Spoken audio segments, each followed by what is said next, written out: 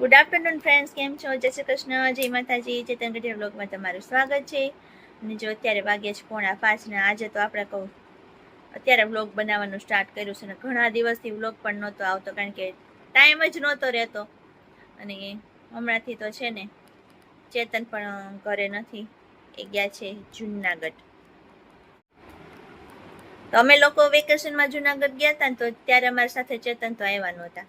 તો એ કે તમે બધા એ કે જુનાગઢ જઈ આવ્યા તો હું પણ જઈ આવું, મારે પણ 3-4 દિવસની રજા છે તો હું પણ જુનાગઢ જાતો આવું. સારું, તો તમે જતા આવો. તો અત્યારે એ રિટર્નમાં છે, આવવાની તૈયારીમાં છે. તો 5 વાગવા આવ્યા છે એટલે 6 વાગ્યાની આસપાસ તો આવી જશે. પણ મને કે તમે છે ને રેડી રહેજો, તમારા માટે એક સરપ્રાઈઝ છે. શું સરપ્રાઈઝ લઈને આવે મને નથી ખબર, પાછા કેતા નથી સરપ્રાઈઝ કરે છે. પાછા ફોઈને જ નથી લાવતા ને અહીંયા? ના ના, એકવાર ફઈ આવી ગયા બીજી વાર નો આવે.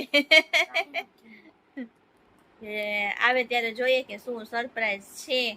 તો ત્યાં સુધીમાં આપણે ચાલો રેડી થઈ જઈએ. ના, વાળમાં તેલ ને એવું નાખીને ચોટલો વાળ દઈએ ને કાવ્યા. પછી કાલ તો પાછું સ્કૂલે જવાનું, રજા પૂરી. તાર તો રજા પાડવી જોઈએ ને, કેમ? પછી પણ કોઈ દી મેં પાડી નહીં, તે પાડી નથી ભાઈ, એક દિવસ પાડી હતી ફઈ ની આવ્યા ત્યારે. કા અમાર કાવ્ય કોક આવે ને ત્યારે રજા પાડવાની થાય, અને એ 1-2 દિવસ રોકાવાના હોય તો બાકી નો પાડે કાવ્ય. નહીં કાવ્ય?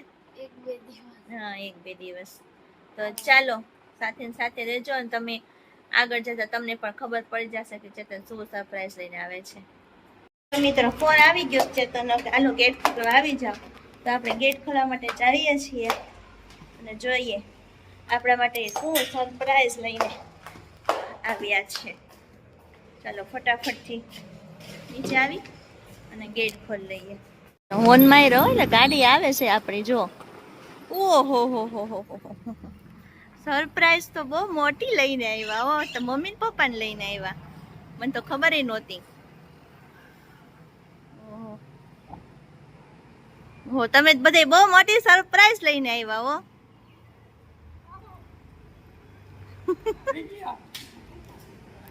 પેલા ગાડી કાઢવી પડે ને ભાઈ બહાર, એટલે ગાડી કાઢવા ગયા ને જો મમ્મી ને પપ્પા આવ્યા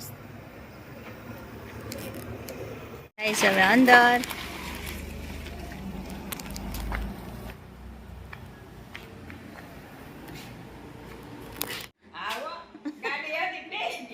ઓહો, ગાડી હતી બેસી ગયા. વાહ વાહ, એ તો મોટી સરપ્રાઈઝ આવી ગઈ. હા, આવવાનું નહોતું, ખબર નહોતી મને તો. હારું હાલો, આવું સરપ્રાઈઝ આવી ગઈ. તું હાલ જલ્દી.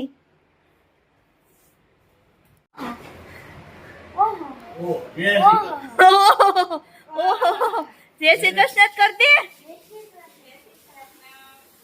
તને ખબર હતી બાર નાના આવવાના? નાના જો આવો કે પાણી ભર દે બધાને. નાના ને બાકી ભર દે.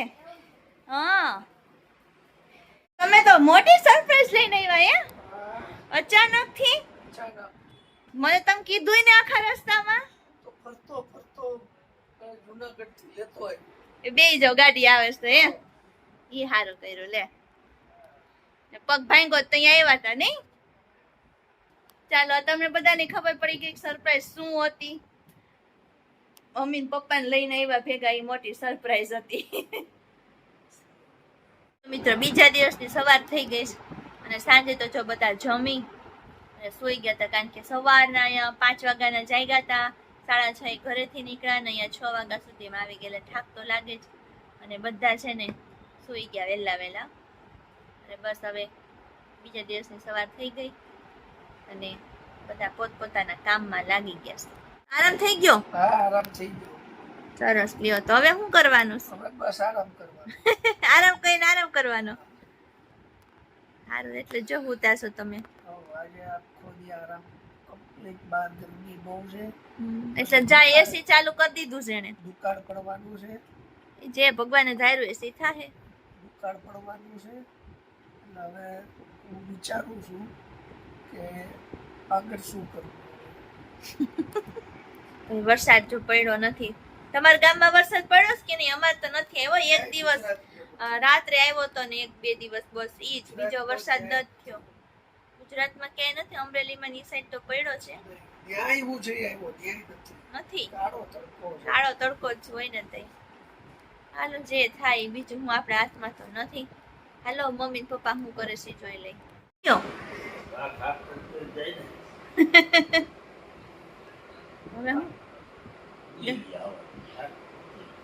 હા ગાડીમાં બેઠા બેઠા આવે ઠાકુર તો લાગવાનો જ. બધા જે મોબાઈલમાં પોત પોતાનું કામ કરે છે અને અંદર શું કરે છે મમ્મી જોઈ લઈએ. શું કરો છો તમે? જો આ વાઈટું લઈને આવ્યા છે મમ્મી. નવરા બેઠા કામ તો કંઈક ને કંઈક લઈને આવવાનું જ હોય. ટાઈમ તો કાઢવો ને, સાચી વાત છે.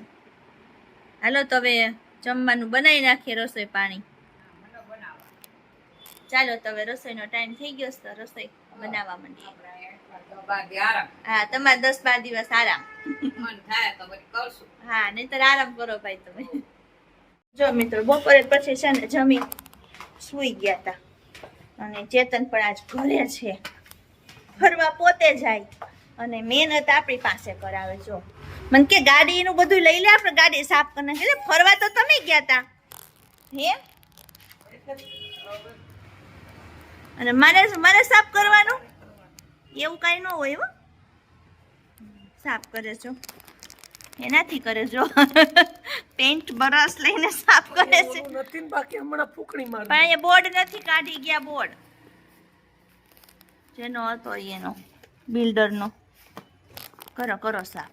તો જો ગાડી સાફ કરીને આવી ગયા. ફરવા પોતે જાય ને ગાડી આપણે સાફ કરવાની, એના જેવું છે. ચાલો મિત્રો હવે આ સાથે આપણે આજનો વિડીયો પૂરો કરીએ. નેક્સ્ટ વિડીયોમાં પાછા મળશું. ત્યાં સુધી બધાને જય શ્રી કૃષ્ણ. અને વિડીયો અમારા જોતા રહેજો. હમણાં તો મમ્મી પપ્પા આવ્યા છે એટલે બહુ મજા આવશે તમને વિડીયોમાં. મળશું નેક્સ્ટ વિડીયોમાં.